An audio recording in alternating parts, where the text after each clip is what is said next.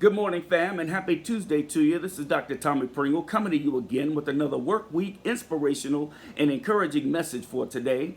I pray that you have prepared your minds and hearts to continue to walk through the Word and discussions around preparing for war.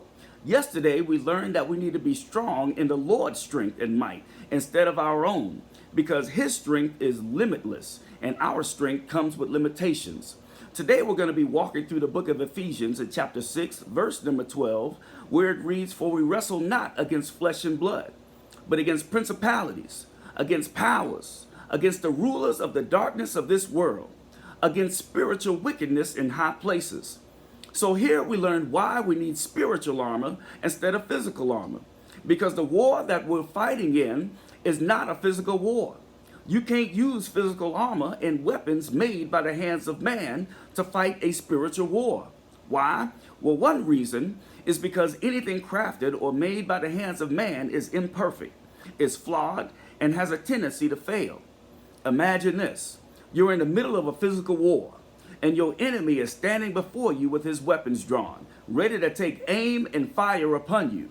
And you have your weapons drawn, already aimed at the enemy, and you attempt to pull the trigger of your weapon and fire upon your enemy. But your weapon jams because of a flaw in one of the components in your weapon.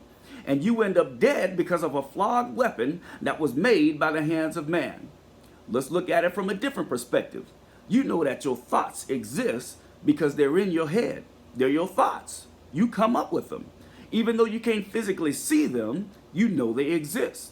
So if you're going to war against your thoughts or somebody else's thoughts, you can't use a physical weapon to win that war. The war that we're engaging in is taking place in a spiritual realm that we can't see with the naked eyes. And this place is being governed and ruled by a wicked enemy that possesses powers in spiritually high places. The threat and the war is just as real as I'm sitting before you today on this recording. So ask yourself, are you prepared and ready for this spiritual war? I love you with the love of the Lord. Be blessed this week.